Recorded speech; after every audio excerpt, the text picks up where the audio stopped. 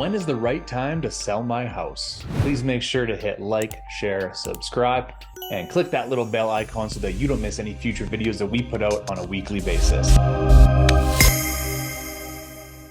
My name is Jesse with the Loader Real Estate Group at eXp Realty. And in this video, I'm going to share with you when the absolute perfect time to sell your house is, because it may be different than you think. Please make sure to stay till the end where I give my 2023 real estate market predictions on what the hell is going to happen this year. So I get a lot of questions in my line of work. Really, the two main ones is how's the market doing, which there's never really a perfect answer for that because it really depends on a lot of things. So it's not the best question in the world. I understand why people ask it because what they're really trying to figure out is, what's going on in the market and how does this affect me? So as I mentioned, I'm going to talk a little bit about that at the end with my prediction for the real estate market in 2023. But probably the next biggest question or the most frequently asked question that I get is, when is a good time to sell my house? So I'm going to talk a little bit about the common misconceptions around the best time to sell your home. Now, listen, we live in a somewhat of a seasonal real estate market. Now, a lot of people think that the real estate market really slows down in the winter. And although that is true, I actually see a different trend that happens with our real estate market. I see that the real estate market slows down when the seasons change for a period of about 3 to 4 weeks. Every season change. And we really only have like 3 seasons here, right? We got winter, which is long, we got summer, and then we kind of have this weird mix of spring and fall kind of all jumbled together. It doesn't really count. But I think that as humans, we are creatures of habit, and when something changes, we tend to kind of pull back. So think about that. Every year we roll around to November and we start getting that first cold. Halloween's over, but Christmas is still a ways away. We get that first cold and then we get a bunch of snow. Nobody wants to do anything. They're miserable that it's going to be snow on the ground for the next 5 months, and everybody just kind of starts into hibernation mode and they don't really do anything. The real estate market really tends to slow down then. But we are creatures of habit. As we get used to our new reality that happens every year, no matter how pissed off we are about it, we start to come out of hibernation. We start to look at houses, and people are still buying homes in the wintertime. The same thing actually happens when the weather improves in the spring. So come April, May, the real estate market has started to pick up, and then everything gets nicer, and boom, the real estate market kind of shuts down again for a little bit. Because we're creatures of habit, we got other things to do. So the real estate market almost takes a bit of a pause. So my first comment is we do have a bit of a seasonal market. There are some differences in the time of the year, and that will affect you on when it's a better time to buy and when it's a better time to sell. However, I think that most people have it wrong. I think people think the best time to sell a house is in like the spring, summer for a number of different reasons. One, the exterior photos are going to look better. That is true. 2, it's more enjoyable to look at homes in the spring and the summer. That is also true. And number 3, people just think that it's a busier market. Kind of true. But here's the problem with all those things. Everybody thinks that. So if you're putting your home up for sale in June, July, and August, you're competing with so many more people than if you were to put your home up in February, March, and April. In general, with a bit of an asterisk here on what the market's doing, but in general, my opinion is that the best time to have your home on the market is February, March, and April, and even into May a little bit. The reason why is Christmas is over,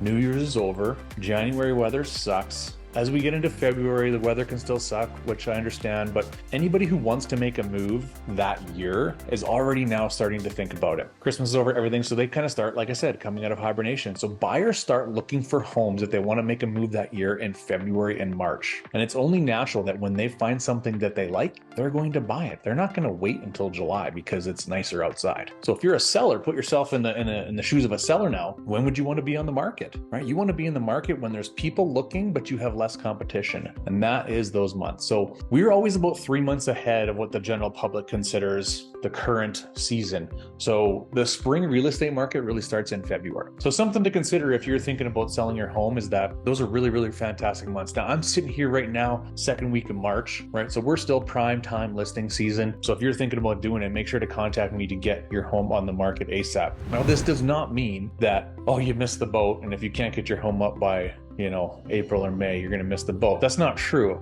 I'm just saying that you likely will have more competition later in the year. So the upside to waiting is potentially your home might be worth a little bit more money in a few months, but maybe not. It could be the other way too. So you never really know, right? So when is the best time to sell your house? Really, whenever it works for you and your family situation. But having said that, I think the three best months to have your home up on the market: February, March, and April. All right, so I mentioned at the beginning of the video that if you stuck till the end, and please, I hope that you did. Thank you for those that did. I'm going to share with you what my real estate predictions are for 2023. So I don't have a crystal ball. The real estate market ever since COVID hit has been completely out of whack. Nothing makes sense. So take this with a grain of salt. Like I said, I do not have a crystal ball. But when you're listening to the media and what the media is saying about the real estate market versus what I'm seeing here on a local level, it's very different.